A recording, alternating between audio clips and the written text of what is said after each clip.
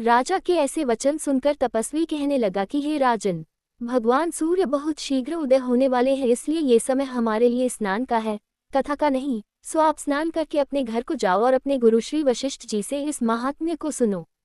इतना कहकर तपस्वी सरोवर में स्नान के लिए चले गए और राजा भी विधिपूर्वक सरोवर में स्नान करके अपने राज्य को लौटा और अपने निवास में जाकर तपस्वी की सब कथा रानी को सुनाई। तब सूत जी कहने लगे कि महाराज, राजा ने अपने गुरु वशिष्ठ जी से क्या प्रश्न किया और उन्होंने क्या उत्तर दिया, सो कहिए। व्यास जी कहने लगे, हे सूत जी, राजा दिलीप ने रात्रि को सुख से सोकर प्रातः समय ही अपने गुरु वशिष्ठ जी के पास जाकर उनके चरणों को छूकर प्रणाम करके तपस्वी के बताए हुए प्रश्नों को अति नम्रता से पूछा कि गुरुजी, आपने आचार, दंड, नीति, राज्य, धर्म तथा चारों वर्णों के चारों आश्रमों की क्रियाओं, दान और उनके विधान, यज्ञ और उनकी विधियां, व्रत, उनकी प्रतिष्ठा तथा भगवान विष्णु की आराधना अनेक प्रकार से तथा विस्तार पूर्वक मुझको बतलाए। अब मैं आपसे माघ मास के स्नान के महात्म्य को सुनना चाहता हूँ। सो हे तपोधन, नियम पूर्वक इसकी विधि समझाए। गुरु वशिष्ठ जी कहने लगे कि हे राजन, तुमने दोनों लोकों के कल्याणकारी, वनवासी तथा गृहस्थियों के अंतःकरण को पवित्र करने वाले माघ मास के स्नान का बहुत सुंदर प्रश्न पूछा है। मकर राशि के सूर्य के आने पर माघ मास में स्नान का फल गौ, भूमि, तिल, वस्त्र, स्वर्ण, अन्न, घोड़ा आदि दानों तथा चंद्रायन और ब्रह्मकूर्च व्रत आदि से भी अधिक होता है। वैशाख तथा कार्तिक में जप, दान, तप और यज्ञ बहुत फल देने वाले हैं, परंतु माघ मास में इनका फल बहुत ही अधिक होता है। माघ में स्नान करने वाला पुरुष राजा और मुक्ति के मार्ग को जानने वाला होता है। दिव्य दृष्टि वाले महात्माओं ने कहा है कि जो मनुष्य माघ मास में सकौम या भगवान के निमित्त नियम पूर्वक माघ मास में स्नान करता है वह अनंत फल वाला होता है। उसको शरीर की शुद्धि, प्रीति, ऐश्वर्य तथा चारों प्रकार के फलों की प्राप्ति होती है। अदिति ने 12 वर्ष तक मकर संक्रांति में अन्न त्याग कर स्नान किया, इससे तीनों लोकों को उज्जवल करने वाले 12 पुत्र उत्पन्न हुए। माघ में स्नान करने से ही रोहिणी, सुभगा, अरुंधति दानशीलता हुई और इंद्राणी के समान रूपवती होकर प्रसिद्ध हुई। जो माघ मास में स्नान करते हैं तथा देवताओं के पूजन में तत्पर रहते हैं उनको सुंदर स्थान, हाथी और घोड़ों की सवारी तथा दान को द्रव्य प्राप्त होता है। अतिथियों से उनका घर भरा रहता है और उनके घर में सदा वेद ध्वनि होती रहती है।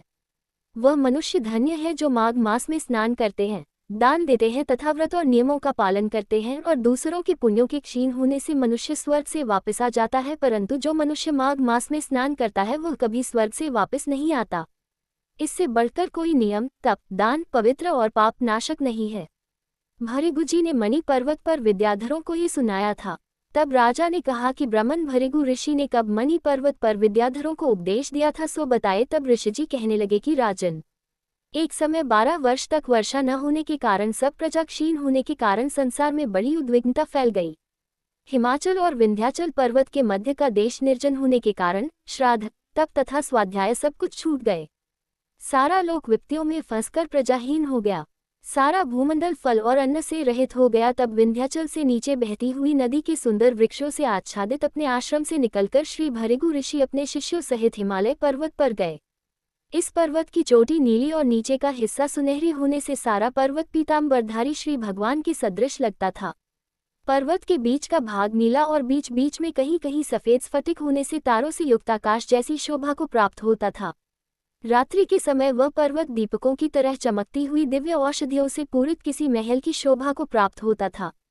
वह पर्वत शिखाओं पर बांसुरी बजाती और सुंदर गीत गाती हुई किन्नरियों तथा केले के पत्तों की पताकाओं से अत्यंत शोभा को प्राप्त हो रहा था।